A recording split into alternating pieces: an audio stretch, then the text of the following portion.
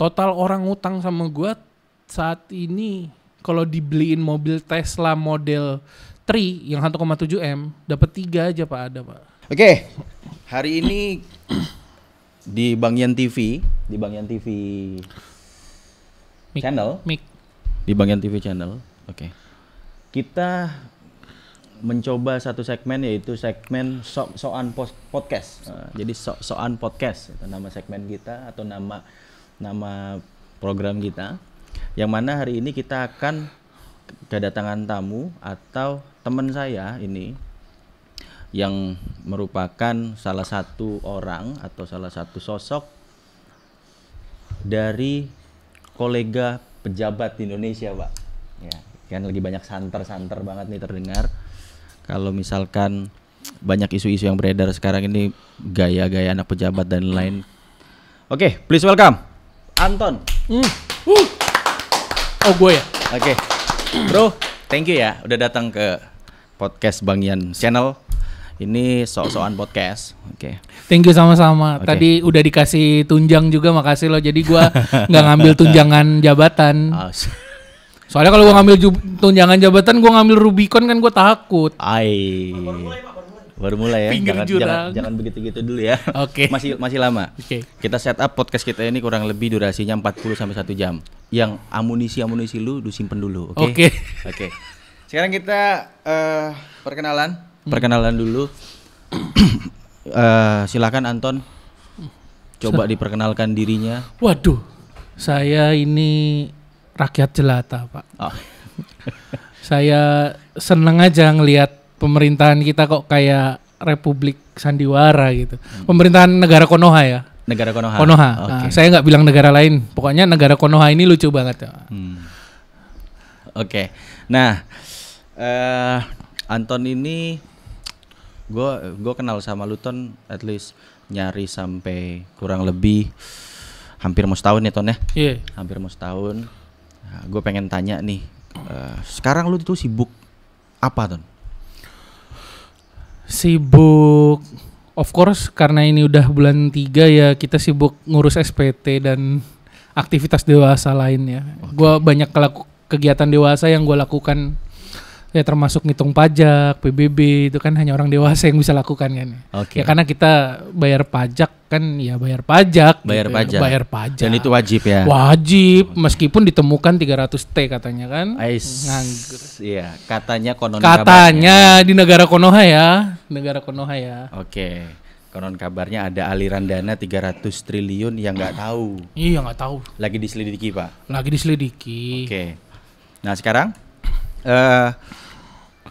gue pengen tanya atau pengen tahu nih, lu itu setahu gue bener nggak kalau misalkan lu itu berasal dari kolega atau keluarga pejabat Pak di Indonesia?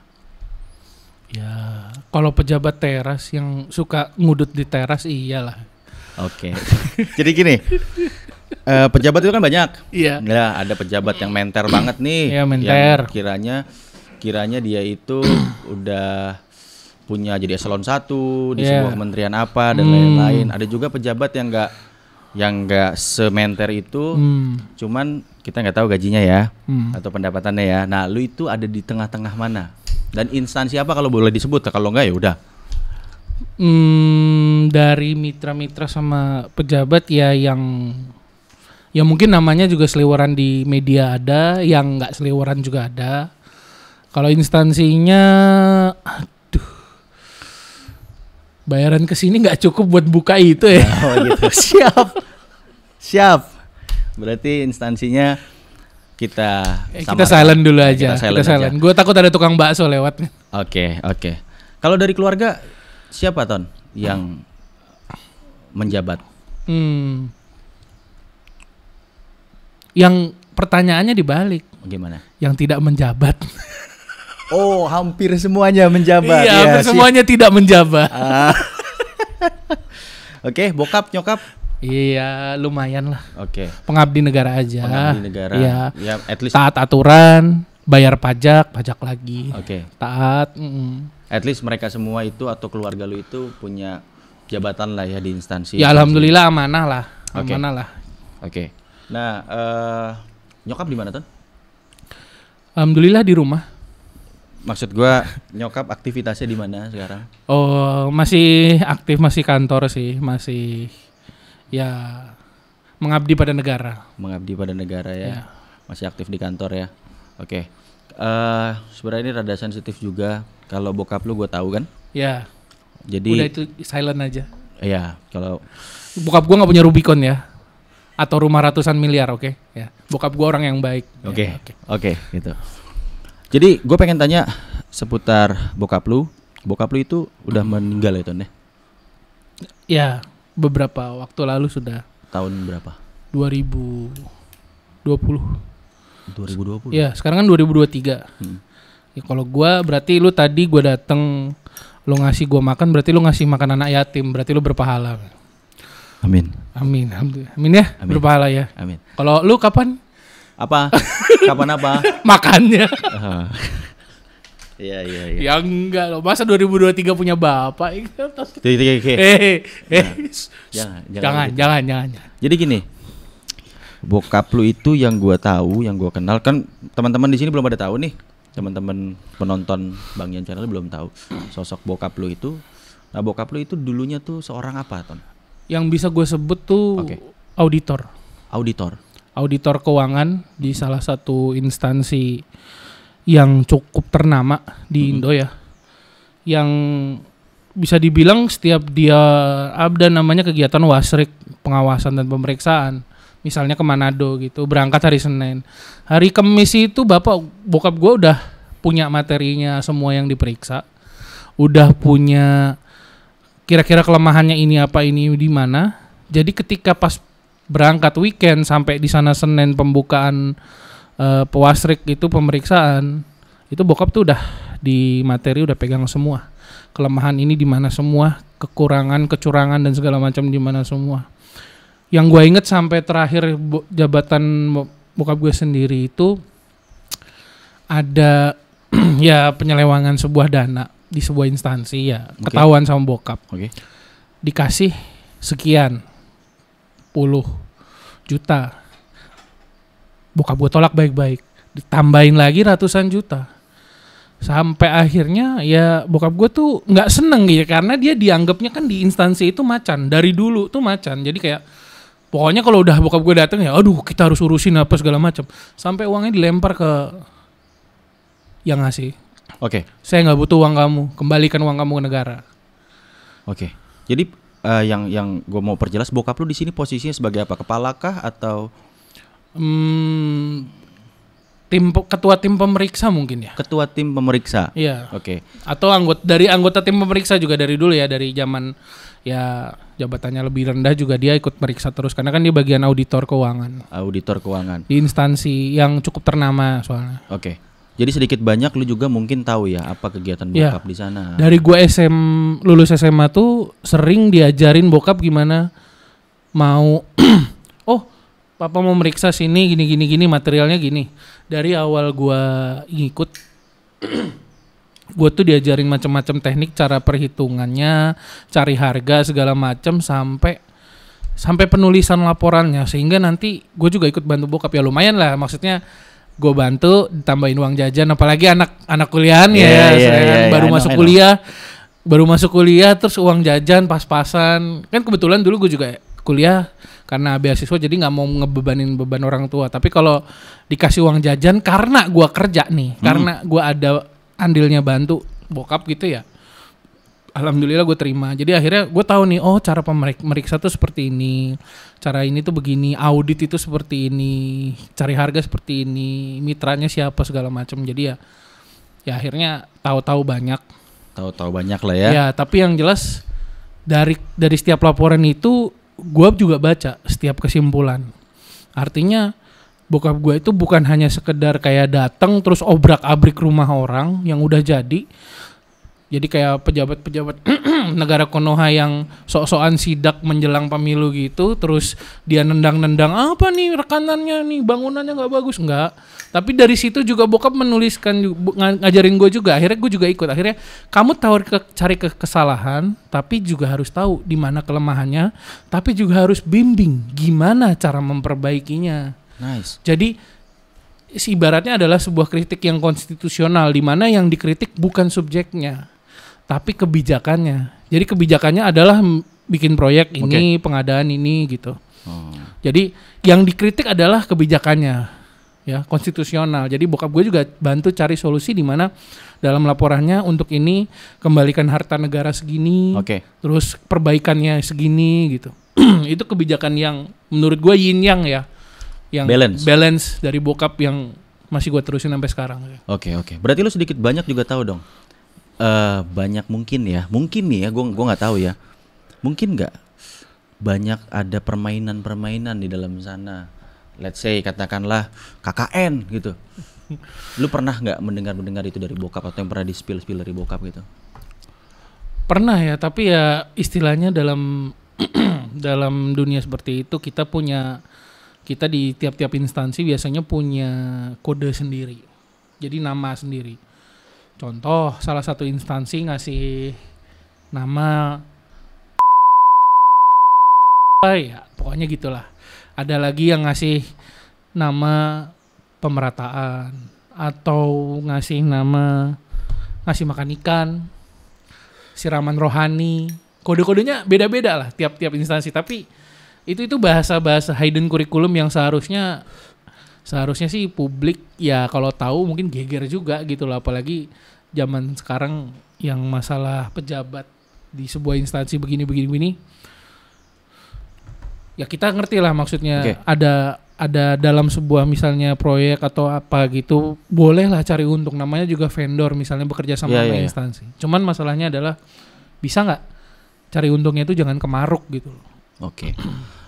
Yang mau gue tanyain lagi, dalam posisi bokap lu menjabat seperti itu, gue bisa bayangin ya, pasti banyak banget musuhnya, Ton. Auditor itu, semua orang pengadaan tuh musuhnya auditor. Makanya kalau gue bilang gini, gue tuh pernah juga, karena gue juga kerja di bidang-bidang yang begitu ya, datang ke cabang, pokoknya cabang lah instansi yang begitu. Gue sengaja memang jalan sebagai ya mitra aja, ngikuti prosedur. Tapi kebetulan di situ ada yang kenal sama bokap gue. Gue datang lagi ngadep segala macam ini. Pas yang ngelihat gue masuk ke ruangan itu, dia masuk juga. Dia megang pundak gue. Mas, Bapak apa kabar? Sehat Bapak? Waduh, salam dari saya gini.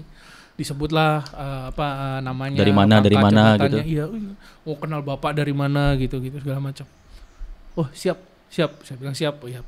Jadi saya sebenarnya agak enggan ya, karena ngebawa-bawa legasi orang tua sama kekuasaan orang tua itu buat saya enggak. Oke. Ini akan masuk lagi ke pertanyaan gue selanjutnya nih ya. Sedikit banyak kan lu tadi udah tahu nih. Dan gue juga mungkin bisa membayangkan gimana sulitnya bokap lu dengan menjabat sebagai ketua pelaksanaan pemeriksaan. Iya, misalnya ketua pemeriksaan itu. Gue udah bisa bayangin mungkin ada banyak sekali musuhnya di luar sana ya, dan dia harus berhubungan dengan mereka mau nggak mau gitu. Oke, gini, dengan seluruh kekuasaan bokap lu kala itu, Ton, ya, kan bisa dibilang waktu itu bokap lu amat sangat dikdaya nih. Lu ngapain? Gua fokus mencari jati diri, Pak. Lu nggak menggunakan relasi dari bokap lu kah, atau misalkan apa bantuan dari bokap lu kah, atau apa gimana? Bro, gua waktu SMA gue IPS. Ada Olimpiade IT, waktu itu gue suka banget IT. Kondisinya adalah waktu itu SMA gue adalah SMA yang semi militer gitu ya, yang artinya ya mungkin apa bokap bisa ngapain gitu. Tapi karena IPS nggak boleh Olimpiade, gue nekat ngadep kepala sekolah, gue bilang, Pak izin saya bayar sendiri Pak, tapi kalau saya lulus tolong nama saya juga ikut dicantumkan. Lu bayar sendiri? Gue bayar sendiri Olimpiade, dan gue akhirnya sampai di Jawa Barat ya akhirnya, tapi ya kalah. Tapi tetap dari situ nunjukin bukti ke bokap kalau oh ya anak ini mau ini. Sampai gue kuliah gue nggak minta motor, gue nggak minta mobil yang ada. Kalau diantar alhamdulillah nggak ada naik bis. Padahal kapasitas bokap lu bisa memenuhi itu. Bro, waktu gue kuliah tahun kedua, gue udah mulai magang di salah satu perusahaan IT di Indo. Istilahnya magang atau jadi evangelis ya. Mie Kocok lah nama perusahaannya, Mie Kocok gitu. Ya lumayan agak dapat uang jajannya tuh di atas UMR. Itu gue dari awal kuliah sampai tahun kedua itu juga, gue buka usaha reparasi laptop. Teman-teman kuliah di kosan gue. Reparasi laptop. Itu laptop semua, lu kayak thrifting baju, tahu kan baju di mana-mana. Tapi itu laptop. Demi apa? Gue hidup. Jadi setiap ditelepon bokap, Le, kamu masih ada uang nggak? Masih pak. Lah kok masih ada gitu? Ya nggak apa-apa masih. Gue bawa beras sendiri, masak sendiri segala macam. Ya biasa lah, kayak maksudnya nggak enak aja minta sama bokap. Gue ngerti, gue punya adik 2. Tanggung jawab bokap masih ada, meskipun bokap berkuasa. Waktu itu gue tahu bokap gue beliin misalnya kayak Civic terbaru ya. Waktu itu kan tahun 2008 2009. Sanggup minta. Enggak, gue pakai Supra X yang di rumah yang jelek. Gue bilang, "Pak, boleh nggak buat kuliah?" Oh ya udah pakai. Terus bokap gue ada tahu-tahu apa dari temennya hobinya lah. Dulu kan dia ketua motor trail Jakarta Timur ya, bareng Adipura segala macem itu. Ada motor Scorpio. Ini kamu pakai. Bener pak, bener. Alhamdulillah, sungkem. Maksudnya bokap punya itu yang gue tahu dari kecil. Yang punya bokap adalah punya bokap. Dia mau kasih gue ke enggak itu hak dia. Oke. Sebisa mungkin gue nggak usah ngebebanin dia, karena tanggung jawab dia termasuk tanggung jawab untuk ngebahagiain dirinya sendiri itu, yaitu tanggung jawab dirinya bokap. Gue nggak mau nambahin beban lagi gitu. Jadi gini, lu anak keberapa dari beberapa? Pertama. Anak pertama. Oke. Nah, sifat yang tadi lu jabarkan ke gue nih, yang lu ceritakan ke gue itu nurun dari siapa, Ton? Dua-duanya. Bokap nggak memanjakan lu kah? Atau nyokap nggak memanjakan lu? Nggak sama sekali nggak. Kalau bilang main keras, bokap gue buset ya, keras banget dari dulu, emang bener. Nyokap juga keras ya. Cuman ya udah gitu, memang romansa hidup gue gitu. Tapi yang jelas kayak misalnya gue inget waktu gue kecil, gue pernah ditimbang-timbang nyokap gue, jangan lupa ucapkan terima kasih gitu ke orang yang udah nolongin kamu. Jangan lupa hormat ke siapapun gitu. Even di SMA gue aja diajarkan cara hormat, bahkan ke OB sama tukang sapu kita hormat loh. Tukang sapu kita hormat. Yes. Ya karena memang ya mereka itu ya human being, decent human being, kita harus hormati semua gitu. Dan percuma bokap lu presiden kayak siapa kayak gitu. Emang kebetulan juga di SMA gue diajarkan untuk siapapun bapak ibu lu tuh harus tunduk dengan rules di sini, tunduk. Nah, apapun statusnya ya. Apapun statusnya, siapapun jabatannya. Oke, itu konsep dari memanusiakan manusia. Memanusiakan manusia, Pak. Bener, Pak. Oke. Terus selanjutnya ketika gue mulai rada masuk ya, ketika bokap lu mungkin sakit dan gak ada, itu perasaan lu pasti hancur banget ya? Power loss syndrome sih yang dialamin bokap gue ya sih. Ya emang kayak kalau namanya bokap, apalagi gue deketnya sama bokap ya, jadi kecilnya tuh selalu sama bokap. Minta mainan ke pasar itu sama bokap. Dulu bokap gue, nyokap gue tuh, kita kalau dibilang miskin Pak. Rumah BTN Pak. Lantainya lantai cor-coran semen Pak. Gue ngalamin, gue yang awalnya. Dulu dari zaman di Bandung ya, dulu gue kecil ya gitu, kayak minta robot transformer berapa nih kalau nggak salah dulu tuh 8.000 perak. Gue aja sampai ngikut ke pasar. Nyokap gue ngingetin itu blok mana tokonya di pasar, nama pasarnya apa, sehingga nanti begitu gue ulang tahun, gue mau minta di situ. Tapi terkadang juga agak enggan ya minta sama orang tua, jadi ya udahlah. Ngelihat di lingkungan komplek gue kecil itu, ya kan ada yang pejabat yang pangkatnya lebih tinggi dari bokap nyokap ya kan, yang mainannya bagus-bagus gitu kan. Ya gue hanya bisa ikut main atau natap dari jauh aja gitu, dengan suatu saat gue punya uang, gue bakal bahagiain anak gue gitu loh, pakai itu gitu loh. Oke, berarti bisa dibilang ketika bokap lu itu sudah tiada, lu sama keluarga lu itu mungkin sudah tidak ketergantungan dengan bokap ya?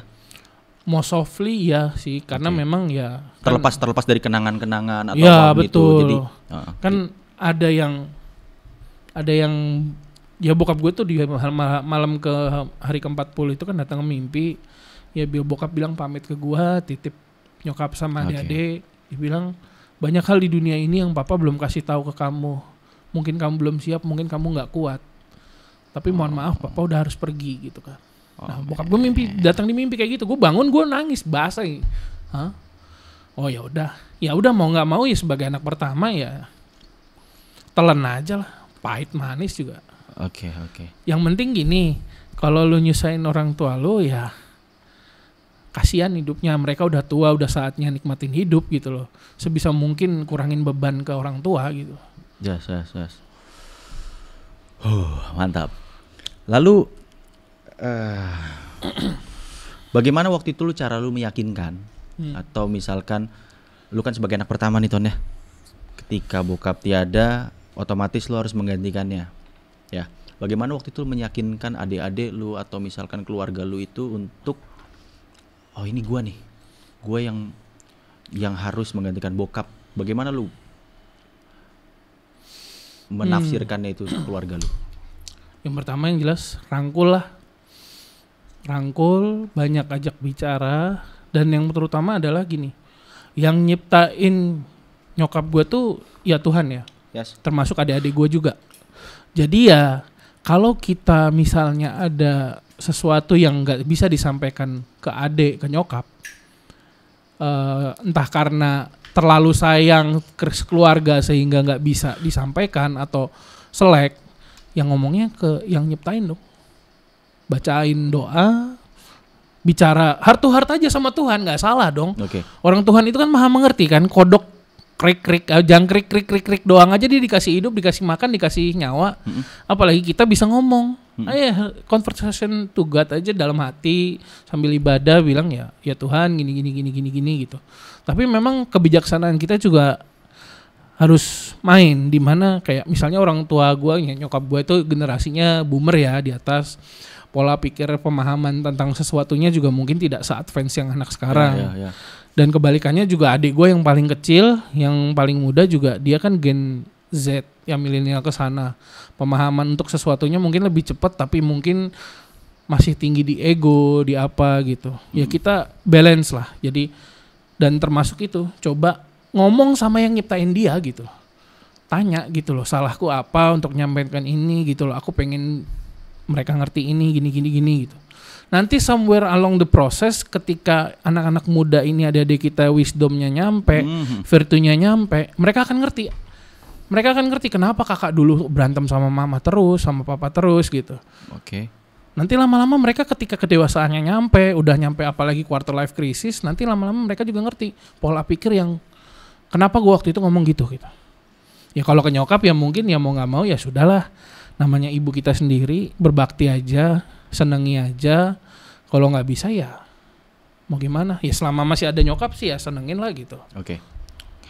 Berarti sekarang kalau misalkan di posisi sekarang Ton, dengan lu yang sekarang nih ya, dan bokap masih ada, katakanlah waktu bisa diputar. Apa yang mau lu lakukan dengan keluarga lu di saat ini? Banyak banget sih yang paling ingin lu lakukan. Ini gue pernah baca sebenarnya. Jadi sebagai anak, apalagi anak pertama, ketika orang tua kita meninggal, kita itu dalam alam bawah sadar seperti percaya bahwa someday we will meet again. Padahal kita tahu we will never meet again di dunia ini. Jadi kita akan terus berharap atau terus mencoba gitu gimana caranya. Ya kayak Peter Parker bilang ke Dr. Octopus lah, trying to do better gitu. Oke. Ya gue gak ngarepin secara detail atau pengen gimana. Gue misalnya bokap gue punya koneksi ke sini, bisnisnya ke sini. Kalau diperkenalkan alhamdulillah. Kalau gak diperkenalkan ya udah. Kita cari jalannya aja. Rezeki udah ada yang ngatur kan. Rezeki dari orang tua, dari anak, dari istri, dari rezeki liar, rezeki diri sendiri. Kan 5 tuh kan. Jadi ya kalau dari bokap yang nggak kenalin ya mungkin selama hidup ya mungkin ada pertimbangan lain orang tua untuk melihat kita gitu loh. Misalnya bokap gue lagi bisnis, lagi bisnis laptop nih buat Kemendikbud. Bokap gue punya temen di Mendikbud, ya kan. Gue lagi jualan laptop, gue bisa jual ke Mendikbud, jual ensiklopedi. Kenapa bokap nggak kenalin? Bokap gue nggak pengertian nggak apa, bukan, gue pikirnya kayak bokap pasti ada pertimbangan lain sebagai orang tua yang kenal kita ya puluhan tahun gitu. Makanya gue nggak terlalu expect banyak ketika bokap mungkin masih hidup sekarang pun dia nggak ngasih apa-apa pun ya sudah jalannya mungkin kayak gitu. Oke. Nah sekarang sepowerful itu bokap lu kala itu, dan sekarang lu juga mengikuti jejaknya. Ada nggak sih persepsi orang yang sekelebatan masuk ke kuping lu atau misalkan ke keluarga lu itu, Anton begini nih karena bokapnya? Ada, banyak banget. Gimana cara lu nyikapinnya? Nggak usah. Gini ya bro, kita duduk diem ngupil akan jadi villain di cerita orang. Buat apa? Gue nggak makan sama dia, gue nggak cari kerja sama dia.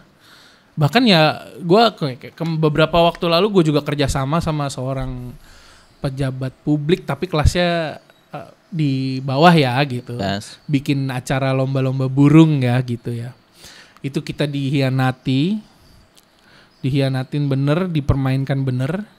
Okay. Dianggap orang bodoh. Sebenarnya kalau untuk pakai power, jadi gue atau teman gue itu atau gue sendiri gitu untuk pakai power, utilize apa yang kita punya, relasi yang kita punya untuk nginjek orang itu sampai bahkan ya pindah pulau segala macam, mungkin bisa, mungkin. Oke. Tapi buat apa sih kita nyetop rezeki orang, ya kan? Kita menyibukkan diri untuk ngurusin orang yang nggak bakal ngasih hal baik buat kita. Ngapain? Mungkin dia nggak mandang gue, iya si Anton bokapnya gini. Mohon maaf, gue habis begitu kuliah tahun kedua aja minta duit enggak gitu. S2 gue bayar sendiri. Oke. Iya, gue kerja ke luar negeri sendiri, ke Jepang kemana sendiri, karena ini sendiri. Bahkan ya nyokap gue sampai bingung gitu, kamu kenal ini dari mana gitu. Itu totally nggak ada urusan sama bokap? Enggak, tapi mungkin somewhere along the process ketika ngobrol-ngobrol ya mungkin ada yang nanya kayak, Mas bapaknya ini ya gitu. Iya om, izin gitu kan. Oh ya, dulu pangkatnya apa atau jabatannya apa gitu. Di Indonesia di mana gitu. Boleh disebutin gak sih? Ada di pejabat-pejabat instansi lah. Oh, yeah. Atau ya level-levelnya udah ada di pundak sini tinggi lah gitu. Kayak nanya, Mas bapaknya di mana gitu. Atau mungkin Mas anaknya Pak ini ya gitu. Oh iya, siap om gitu. Ya mungkin dia persepsinya, ya mungkin si Anton dapat koneksi dari bapaknya, mungkin dia yang enggak juga sih, karena ujung-ujungnya privilege yang dikasih bokap itu kalau kita nggak utilize juga ya percuma. Ya kan buat apa gue beliin lu misalnya nih Ioniq 5, terus gue beliin lu Ioniq 5, lu nggak bisa ngecasnya, lu nggak bisa nyetirnya, buat apa? Terus lu bayar orang, buat apa? Kan tujuannya dikasihnya buat lu. Yes. Ya udah mendingan cari jalan sendiri. Ya susah sih, berbatu sih memang. Tapi jatuhnya kan kita akan menghargai. Kalau gue lahir dari keluarga kaya yang penghasilan tunjangan jabatan per bulannya 80 juta, terus tahu-tahu gue dibeliin Rubicon, Harley, meskipun gak bersurat, terus tahu-tahu gue pamer-pamer gitu, gue nggak ngehargain itu. Oke. Nah sekarang kalau misalkan dari pandangan gue ini lu adalah salah satu contoh anak yang memiliki kemungkinan ya memiliki keluarga yang sangat powerful yang bisa menyupport lu, cuman lu nggak menggunakan itu dan berusaha untuk berdikari sendiri ya. Nih, sekarang gue pengen tanya, ini sekarang banyak banget di kasus-kasus di luar sana nih anak-anak pejabat pak, anak-anak pejabat yang jabatannya itu ada mungkin di Kasih atau di Kaban atau di Kabak gitu kan. Tapi gayanya itu udah melebihi batas pak. Yang let's say yang gue bilang melebihi batas itu contoh kasus kemarin. Ini mungkin ada sensitif ya. Contoh kasus kemarin itu kalau nggak salah dia itu anak kaban ya. Oke, dia itu anak kaban suatu dirjen. Oke, yang sekarang lagi berperkara. Ya. Lagi berperkara. Lu gimana ngelihat itu Ton? Sebagai orang yang orang yang tergabung atau orang yang memiliki kolega pejabat juga, gimana? Spoiled brat. Apa ya bahasa Indonya ya? Anak nggak tahu diuntung ya, nggak tahu disyukur ya. Okay, anak nggak tahu bersyukur ya. Nggak tahu rasa syukur. Oke. Iya, nggak tahu rasa syukur, bener. Gue ketemu orang kayak gitu, ya mohon maaf nih kalau under the table gebukin gitu loh. Malah gimana ya, kasihan malah hak hidupnya si korban yang tergeletak itu kan yang yang jadi hilang gitu loh hak hidupnya. Itu kan udah ngedahului Tuhan ya, artinya kan Tuhan yang ngasih hidup, Tuhan yang ngasih ini gitu, Tuhan yang ngasih rezeki gitu. Dia enak-enakan pakai fasilitas bokapnya gitu, dia enak-enakan sosokan di sosial media segala macem, perilakunya juga. Aduh jauh banget, buset, gue tuh sampai baca itu tuh pas kasusnya keangkat. Sebenarnya hidden curriculum ini di banyak instansi di Indonesia itu begitu Pak, anak-anaknya begitu bener. Oke. Begitu. Yang apalagi generasi-generasi yang muda-muda banget ya, apalagi yang tidak terdidik secara mental dan ideologi, secara tangguh segala macam dan mengerti susahnya hidup. Banyak banget. Kalau emang mau dibuka-bukain, Panama Paper kalah kali panjangnya. Cuman emang harus ada gini dulu di negara Konoha tuh. Harus viral dulu. Harus ada viral dulu. Jadi negara Konoha tuh harus ada viral dulu sehingga mulai terungkap.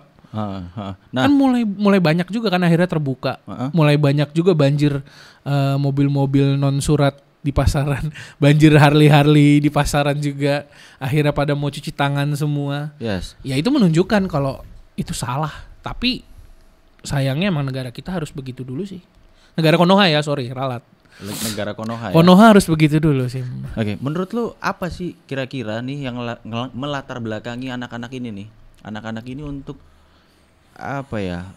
Berbangga diri atau misalkan flexing, menyombongkan itu, padahal itu seharusnya untuk mereka ya, seharusnya itu tidak dibenarkan untuk dilakukan. Kira-kira apa yang melatar belakangi itu?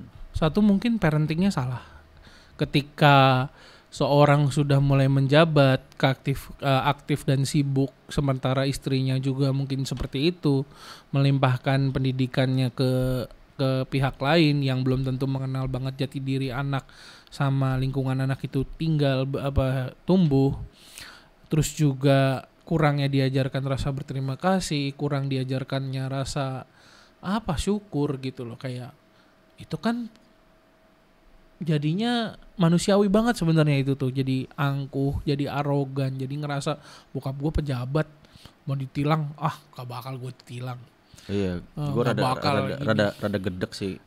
Tinggal sok-sokan gitu. Oke, mungkin gini, privilege dari orang tua itu kalau dikasih, terima dan pakailah, utilize itu for making creating a better world gitu loh. Maksudnya better sustainable world buat ya lo ntar tinggal, anak lo tinggal gitu loh, bukan dipakainya semena-mena, mentang-mentang bocil terus bapaknya kaya, ibunya kaya, ya pakai Rubicon ini apa. Kalau misalnya belum punya SIM atau belum haknya nyetir, ya ngapain dipakai? Bahkan kayak misalnya dikasih pakai pun, ini bercermin dari gue ya. Yes. Dulu gue begitu pertama dikasih pakai mobil, kuliah tahun ketiga, gue pakai Lancer tahun 94 Pak, yang kotak tua. Waktu itu di tahun berapa? Tahun 2011. 9-10. Ya 10-11. Di tahun 2011 lu pakai Mitsubishi Lancer. Lancer Evo berapa? Tahun 94 tahun tua. 94. Seada-adanya itu, ya gue pakai. Gue bersyukur, terima kasih, makasih apa gitu gue pakai. Ya cuci, ya bensin, ya oli, ya semua gitu. Gue pikir kayak bokap gue bisa aja minta. Kan bokap gue juga kadang ngomong dulu, kalau misalnya mesti servis atau bensin habis bilang papa transfer. Ini lu gak bilang? Seringan enggak? Almost enggak. Bahkan sampai gue kecelakaan pernah tuh di tol Pondok Gede yang arah dari Cipularang gitu, dekat gate Pondok Gede, timing belt putus. Gua sama temen gua kuliah gua dorong Pak berdua. Lu maksudnya kecelakaan ini parah atau enggak parah, cuman timing kan? belt putus terus ngereng, akhirnya mobil nggak bisa jalan, kita dorong ke pinggir sendiri. Derek pun waktu itu dipalak berapa, 3 juta ya. Kita nego sendiri, bayar sendiri. Akhirnya ada bengkel punya mobil minta tolong derekin ke rumah, sampai rumah ya akhirnya gue cari timing beltnya, gue minta maaf sama bokap, Pak maaf ininya putus gini. Udah pas kejadian itu lu nggak ada kira-kira kepikiran untuk call the papa gitu untuk ngebantuin lu? Ada. Hah? Ada terus? Ada, ya namanya anak ya. Yes. Apalagi gue waktu itu kuliah kan, maksudnya belum terlalu banyak menghasilkan duit, tapi ya. Lu telepon waktu itu? Gini, gue inget waktu SMP gue tuh gue tuh kasih tahu bokap gini, diajarin cara ganti ban. Gue dikasih ganti ban mobil waktu itu TAF GT, sorry. Innova. Yes. Innova punya teman bokap gue di rumah. Gue karena udah sering lihat, gue dites suruh ganti 4 ban. Ganti pelek ya ban ya, pokoknya kempes ganti gitu ya. Dan gue bisa. Bokap gue bilang gini, kalau kamu belum bisa atasi semua sendiri dulu, nggak usah minta tolong orang. Orang tuh nggak selalu ada buat nolongin lu. Dan kalau lu minta tolong ke orang itu bilang terima kasih, lu tuh sebenarnya kamu tuh sebenarnya berhutang jasa sama dia gitu loh. Meskipun kamu bayar, suatu saat dia akan minta tolong sama kamu gitu. Dan belum tentu kamu bisa tolongin. Dan belum tentu orang itu bakal nolongin kamu pada saat yang sekarang. Makanya selesaikan dulu masalahmu sendiri. Oke, memang dari dulu yang diajarkan bokap tuh seperti itu ya? Iya, selesain dulu sendiri. Oke. Nggak mau tahu papa, pasti gitu. Emang kesannya kayak tega, tapi kadang kita harus tega juga gitu. Ya itu ini Pak, itu salah satu bentuk didikan Mbak dari orang tua. Iya, mungkin ya. Makanya gue ke adek juga gitu, adik gue kadang, Kak ini gimana. Gue paling kasih hint doang. Google carinya ini gini. Dia lihat video sendiri, dia ini sendiri. Dia adik gue yang paling kecil tuh dia ngehack sendiri sendiri. Akhirnya begitu dikasihin, oh ya bagus. Tapi at least dia nemuin itu karena dirinya sendiri, bukan gue kasih tahu, gue suapin gitu. Bokap gue karena nggak nyuapin gue gitu juga, jadi gue tahu sendiri. Akhirnya gue tahu, oh iya itu gue yang pelajari sendiri. Akhirnya gue tahu, gue paham. Oke. Nah sekarang ketika masalah itu muncul, masalah dari anak pejabat yang akhirnya menyeret bapaknya juga, ya itu kan kasusnya sekarang lagi boomingnya nih. Yes. Ya bapaknya ikut diaudit sekarang, karena menurut gue juga nggak logis sih Pak. Sekelas Kaban memiliki harta kekayaan itu lebih dari 500 M lah. 500 M itu sesuatu hal yang mustahil. Kalau misalnya kita bagi aja 500 miliar, katakanlah dia udah kerja di situ sekitar 12, 13, 15 mungkin 15 tahun. 15 tahun kalau di itu sebulan berapa, Pak? Kalau 15 tahun di TNI untuk jadi pati aja belum loh. Yeah. Di polisi jadi pati aja belum 15 tahun. It doesn't make sense lah. Doesn't make sense, nggak percaya gue. Maksudnya kalau memang orangnya jujur ya, doesn't make sense. Ya bisa aja berdalih kayak, oh bisa aja istrinya punya usaha ini, kakaknya punya usaha ini, kan Rubiconnya atas nama kakaknya kan. Itu mungkin mamanya usaha ini, adiknya usaha ini, bisa. Tapi di sini tuh ada apa ya namanya? Kita tahu saya tahu ada yang namanya dinas kelayakan gitu ya. Maksudnya dari segi kelaikannya tuh enggak. Iya, menurut gue juga. Angkanya tuh enggak. Sebagai gue orang awam nih ya, gue orang awam yang berusaha mengerti pola pikir teman-teman yang ada di pemerintahan. Tapi gue nggak nyampe, Pak. Otak gue nggak nyampe. Kira-kira berapa tahun yang dibutuhkan seorang pegawai pelayan publik loh, Pak. Mereka itu pelayan publik kan. Yeah. It's true. Ya, public service, public servant, benar. Apa yang dibutuhkan? Apa yang harus dilakukan sama mereka itu, job desk-nya seperti apa yang kira-kira dalam beberapa tahun memiliki harta kekayaan sebanyak itu nggak masuk ke nalar gue, itu nggak masuk jujur. Ya kalau nalar gue masuk sih sebenarnya ada satu kata yang terbayang sama gue. Apa? Gratifikasi. Yes. Kata-kata yang indah. Gratifikasi. Ya lain cerita sih kalau misalnya ini kemarin ini ada yang nanya sama gue, Bang. Misalnya Bang, anaknya X, pejabat X ini nikah. Pejabat X ini kan sebenarnya kan kemarin tuh nggak ngeluarin duit Bang. Iya, jadi dari mitra-mitranya instansi tersebut saling ya udunan atau nyumbang. Atau bahkan malah ditagih gitu. Jadi akhirnya atau nyumbang. Iya, nikah buat anaknya pejabat X ini gitu. Okay. Akhirnya kan pejabatnya nggak keluar duit sebenarnya. Masing-masing ini pada sponsor ini. Semua banyak sponsorin dong, gitu kan pejabat ini yang ACC proyek apa, ini emang apa boleh, gitu. Sebenarnya kalau dibilang ethical nggak ethical sih itu bukan chaotic evil ya. Itu sih gray area sih Mizuku saya, area abu-abu lah. Karena kan kalau nyumbang lu nikah punya anak nikah nih. Gua kerja sama lu nih. Lu pejabat. gue mau proyek gue dilancarin, gue nyumbang dong. Itu gratifikasi, Pak. Gratifikasi. Tapi kalau ujung-ujungnya kita nggak terlibat proyek atau kita tidak terlihat dalam sebuah proyek, jadi terlihatnya kita cuma hanya kenal dan cuma nyumbang.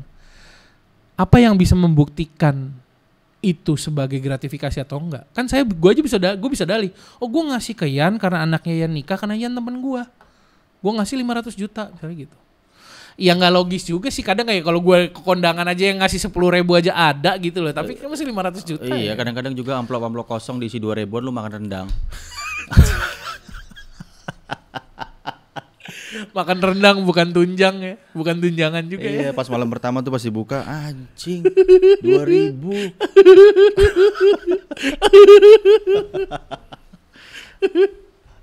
Ini random Pak, tapi fakta. Gue dulu pernah join grup Facebook yang namanya Wedding Hunter gitulah.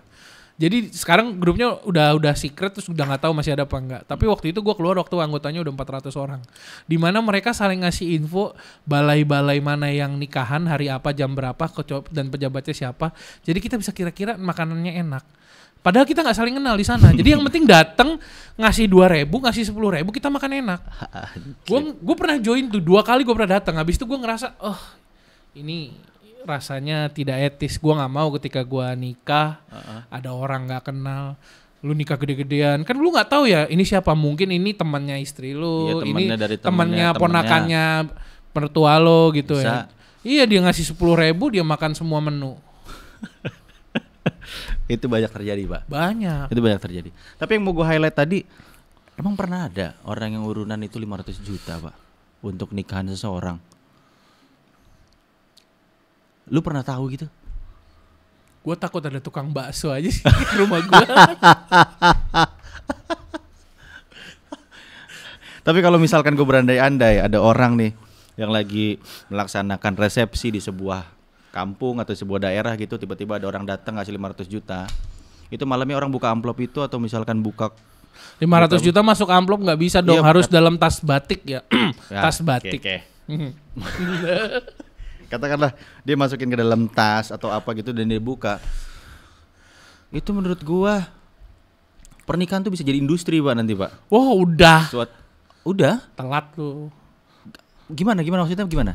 Iya, udah jadi industri. Industri gimana maksudnya? Ya, pernikahan kan gini loh, setahu gue kan pernikahan itu sakral, yang semisal kalau misalkan kita ada orang tua dulu yang ngomong menikah itu harus sama orang yang tepat, bibit bebet bobot, lalu katakanlah dia itu ada yang juga yang bilang menikah itu baiknya sekali seumur hidup, setia. Ini lu bisa ngomong jadi industri itu gimana sih maksudnya? Ya bisa, nikah, kawin kontrak, segala macem, atau bahkan kayak dikasih syarat.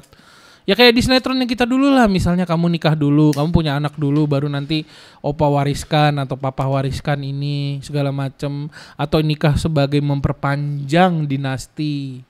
Misalnya ya, gua orang dirjen Kemen gitu. Paham gue udah. Udah. Jangan diterusin itu. Itu bahaya, Pak. Bahaya. Itu bahaya, Itu sumpah. dikat. Jangan itu. Lalu kira-kira gue masuk ya. Kira-kira nih, Ton. Lu sekarang ini ada di posisi sebagai orang tua dari anak yang kesandung kemarin nih. Lu sekarang lagi ngapain? 1, mundur dari jabatan, jelas. 2, comply atau mengikuti instruksi dan arahan sesuai dengan hukum yang berlaku. 3, gebukin tuh anak. Gebukin tuh anak?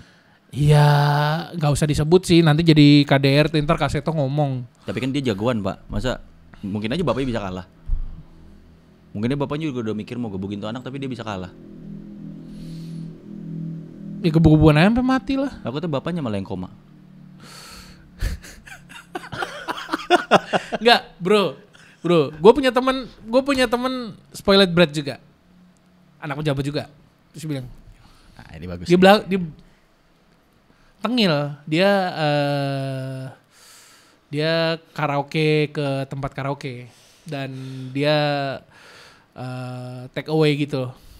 Take away. Ya, take away lah pokoknya. Oke. Terus ya dia semena-mena lah ke si yang di take away. Ketahuan sama ajudan bokapnya, dilaporin lah kan. Temen lu ini bawa upeti, gue perjelas ya. Dia Bukan bawa upeti atau bawa apa? Take away, dia Apa sih? Apa? sok polos banget sih anjir. Misalnya dia datang ke tempat karaoke, yang bisa berkaraoke atau di karaoke kan gitu kan. Ya, dia bungkus tuh orang. Ya bungkus. Nah, lu kan lebih pengalaman dari gua. Dia bungkus tuh. Ya bungkus. Terus? Nah bungkus, ya dia semena-mena jadiin itu simpenan, terus segala macem gitu. Padahal kalau dilihat umurnya sama gua aja jauh, dia masih jauh lah. Kayak umur baru-baru lulus kuliah lah gitu lah. Tapi kayak gitu, dia semena-mena dengan mobil gagahnya itu punya bapaknya gitu. Ya, habis itu ketahuan ajudannya, dilaporin, marah kan. Tinggal bilang, bapaknya tuh bilang, Bapak nggak suka kayak gini. Spoiled brat biasanya akan retaliate pak, tapi retaliate-nya itu seperti cornered mice. Tikus terpojok akan gertak tapi bluffing. Di situ bapaknya bilang, Papa cabut semua fasilitas kamu, mobil kamu nggak boleh pakai, kartu kredit kamu papa blokir. Lalu? Retaliate, dia ngamuk, dia ngadu ke mamanya ini segala macam. Ya untungnya orang tuanya bisa mendisiplinkan dengan benar ya, akhirnya entah mengapa dia kayak tiarap lah bahasanya, hilang dari peredaran dulu lah. Ya. Karena mungkin gini, anak itu belum sadar kalau tanpa bapaknya atau orang tuanya itu dia itu nothing, Pak. Yes, anak tanpa orang tuanya juga nothing, benar. Ya dia terlepas dari orang tua ada juga yang nggak bertanggung jawab ya. Tapi ketika orang tua yang udah segitu kerja cari banting tulang, pontang-panting, terima gratifikasi juga seneng gitu untuk demi masa depan anaknya lebih cerah, lebih indah, lebih kaya. Yeah. Tapi kadang memang bener kita sebagai laki nih, emang harus tahu rasanya jatuh. Ketika kita tahu kita rasanya jatuh, kita tahu caranya berdiri, kita tahu caranya lari. Dan kita harus jatuh lagi dari lari. Kenapa? Karena kita tahu caranya recovery. Nah, kalau anak yang dari awal sudah bergelimang harta terfasilitasi, ya mungkin pola pikirnya akan lebih advance ya. Kayak misalnya dia nggak usah bangun pagi mikir hari ini makan apa, besok makan apa. Dia bisa mikir lebih ke yang lebih advance, kayak mungkin dia akan investasi apa atau berbisnis apa, betul.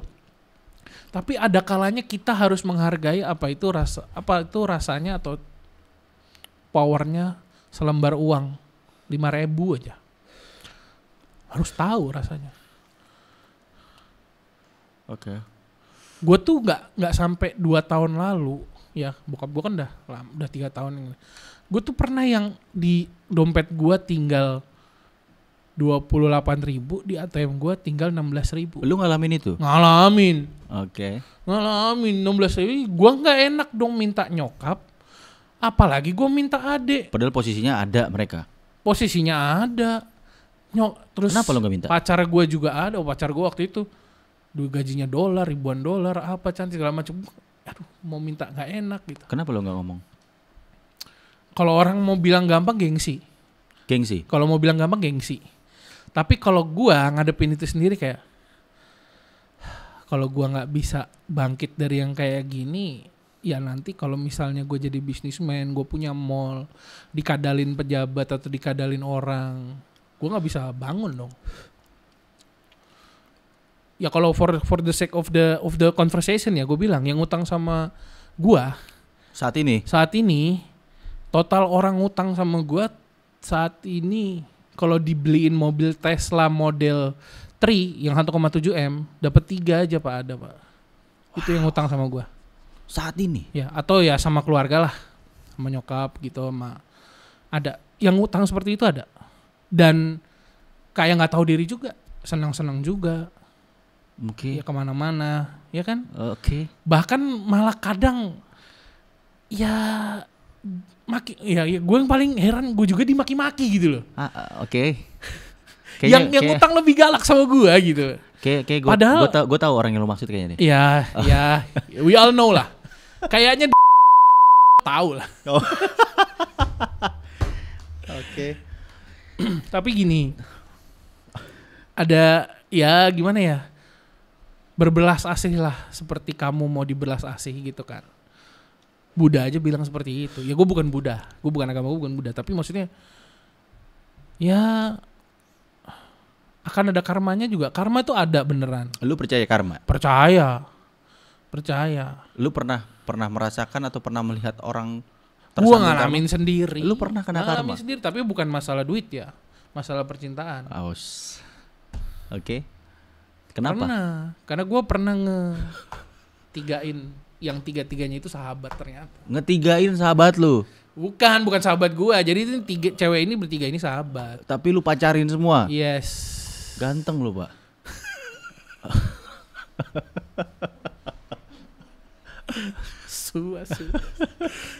Terus pada akhirnya dia tahu? 1 tahu, 2 tahu, 3 tahu. Tiga-tiganya ke kosan gua. Terus lu ngapain di kosan? Ribut, akhirnya dapetnya tinggal 1. Masih ada yang mau? Ada itu. Ganteng Pak lu, Pak. Ya itu masa lalu sih. Cuman maksudnya gue belajar karma tuh ada sih. Karma itu ada, ya percaya. Gue juga percaya karma ya itu kayak ada. lu misalnya contohnya, ini kan ada burung nih, piala burung. Ya mungkin contohnya lu beli burung lah. Harga orang jual misalnya 4 juta. Taunya ada teman lu udah percaya sama dia jual ke lu 7 juta gitu. Enggak, Pak. Gue beli burung enggak segitu, Pak. Contoh Bambang. Terus 7 juta. Terus akhirnya lu tahu dia ngebohongin lu. Ya mungkin kalau dibilang ya kan gua kan cuma bantu ngejualin, gua ngambil komisi. Ya itu abu-abu sih, kepantasan calon jualin kan sih ya 2% 5% lah. Tapi kalau dia markupnya gede juga dan habis itu dia ngakuin juga ke lu tanpa rasa dosa tuh kayaknya gimana gitu. Ya, pokoknya ada lah karmanya dia nanti. Oke, itu tentang karma. Gue pengen balik lagi. Gue coba mau balik lagi tentang kasus anak pejabat itu ya. Ya, gue pengen coba bawa lu masuk lebih dalam lagi. Tapi bukan dari kasusnya, dari sistem penanganannya. Jadi ketika kasus itu terjadi, banyak nih yang mereaksi nih, termasuk sampai menteri dari pejabat terkait tersebut. Yes. Nah, menteri itu bilang, contohnya seperti ya, ayo dong, lu semua itu jangan memamerkan kekayaan. Lu sebagai pejabat atau sebagai public pegawai servant, gua, ya sebagai pegawai publik, gua atau sebagai pelayan publik, lu jangan menonjolkan hedonisme. Nah, menurut lu itu gimana, Ton? Tentang instruksi itu. Itu sebenarnya ya kalau emang para pejabat itu sehat, nggak usah digituin juga. Harusnya itu hidden kurikulum yang harus dijalankan. Oke. Ngapain gitu kayak harus pamer hedon. Oh mungkin gue basically emang keluarga gue tidak hedon ya, tapi ya memang menikmati achievement prestasi itu juga kadang-kadang gue juga suka gitu loh. Kayak gue akhirnya bisa beli mobil sendiri gitu. Atau gue beli dulu pernah kesempatan beli mobil pertama gue beliin bokap, akhirnya bokap seneng gitu. Ya tapi untuk memamerkan sebuah kehedonan itu, ini lucu nih. Ini lucu. Jadi manusia itu punya traits yang pepatah. Lu beli sesuatu yang enggak lu suka untuk impress orang yang tidak suka sama lu dengan uang yang bukan punya lu. Oke. Mungkin kredit, mungkin gratifikasi. Mobilnya juga mungkin pinjol. Okay. Mobilnya juga misalnya beli Rubicon. Rubicon enggak nyaman, Pak. Teman gue punya Rubicon. Dia beli halal ya. Gua naik sempit, Pak. Enggak enak, lebar, Pak. Lu pakai Rubicon seneng, gue sih kagak. Gue punya Rubicon gue jual. Nah sempit, ya kan mobil yang nggak lu suka untuk impress orang-orang yang nggak suka sama lu. Lu bikin mereka makin jengah, makin nambah musuh, makin tidur nggak nyaman. Iya. Padahal kalau lu mau yang luas, lu tinggal beli Kopaja gitu ya. Tuh. Ya. Temen gua namanya Budi ya. Dia tuh punya Mercy 2 pintu, nggak pernah pamer. Iya.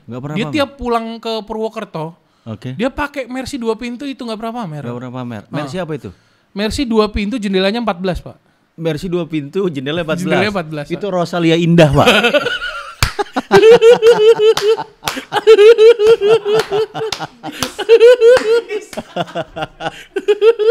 Prima Jasa, Pak. Prima Jasa ya. Prima Jasa. Kalau di Jakarta namanya Zongtong Bus. Zongtong Bus. Tapi gue punya pandangan seperti ini, Ton. Ya, koreksi ketika gue salah.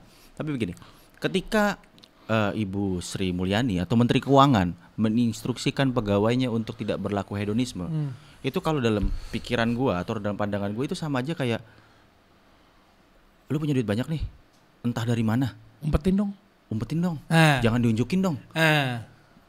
Itu Bu Sri Mulyani yang di negara Konoha kan? Bu Sri Mulyani yang di negara Konoha. Oh, Konoha benar. Jadi masih aman. Ya, dia itu Menteri Keuangan di sana. Oh iya, negara bener. Konoha. Nah, menurut lu seperti apa? Itu kan bukan sama aja kayak kalau misalkan dia ngasih tahu, kan pegawainya kita nggak tahu nih, ada oknum-oknum yang lurus, oknum yang bengkok dikit, ya kan? Iya. Misalkan ada oknum yang bengkok dikit, dia itu pencuri uang rakyat nih, maling nih, Pak, koruptor katakanlah. Iya. Sama aja kan kayak begini, lu maling aja, tapi jangan diunjukin. Istilahnya gini, kalian main cantik lah gitu. Nah, lu kalau nyipet main cantik lah gitu loh. iya, lu setuju nggak sama instruksi dari agar tidak melakukan hedonisme? Setuju, tapi nggak usah ke publik, ngapa sih? Kan itu announce-nya di publik kan? Yes. Ya, ngapain di publik? Kumpulkan aja semua di instansi itu, kasih notulen, kasih oret-oret biasa lah, instruksi atau peraturan menteri lah. Tulis di situ. Kalau perlu ya indexing kayak semuanya, kayak dari nomornya, sosmed yang terkait apa, anaknya, keluarganya gitu. Saya yakin salah satu instansi di Indonesia yang berkaitan dengan intelijen gitu punya datanya itu semua, dan ya diam-diam saja juga, enggak karena bukan ranahnya. Cuman memang perlu kadang seperti itu. Kayak untuk tidak muncul ke publik, pamer-pamer gitu. Biasa. Tapi kalau menurut, nggak usah di-announce di publik juga nggak apa-apa sebenarnya. Karena sebenarnya kan mungkin Ibu Sri Mulyani yang dari negara Konoha itu mungkin ingin menunjukkan kalau di instansi tersebut juga ikut menghimbau peduli kepada masyarakat. Istilahnya apa ya? Imaging. Mengurangi kesenjangan sosial. Mengurangi kesenjangan sosial. Memberikan reassurement kepada masyarakat biar ternyata kepalanya sendiri aja ngasih instruksi loh gitu loh. Sebenarnya kalau kayak gitu nggak usah disebut. Bener. Gak usah disebut. Nggak usah disebut di instansi tempat bokap gue dinas dulu. Itu nggak perlu disebut kayak gitu. Nggak perlu disebut. Ngapain? Ya. Itu sudah menjadi pemahaman bawah dasar. Ketika lo menjadi ini, comes bigger power, comes bigger responsibility kan. Ya di responsibility itu harusnya ada, harusnya terbayang. Gitu. Okay. Harusnya ya. Oke. Gue kedengeran idealis banget nih kalau ada pejabat yang nonton ntar. Wah, ini anak masih hijau nih. Ini anak belum pernah korupsi nih. Oke. Terakhir ya. Gue pengen coba lu berandai-andai ketika lu menjadi seorang kepala negara Konoha, ya, melihat kondisi seperti ini yang ada di Konoha, ya, banyak sekali dispute dan banyak sekali masalah-masalah akhir-akhir ini. Ketika lu jadi kepala negara, apa yang akan lu lakukan?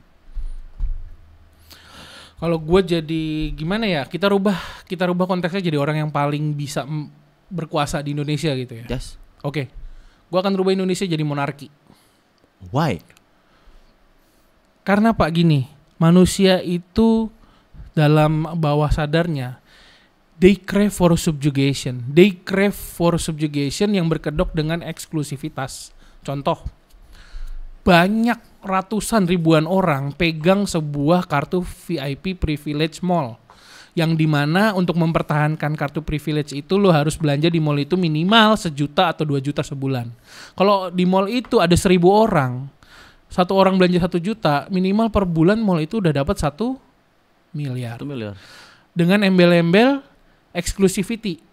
Ya termasuk kartu kredit, ya termasuk apa. Padahal mereka harus tunduk pada sebuah aturan itu.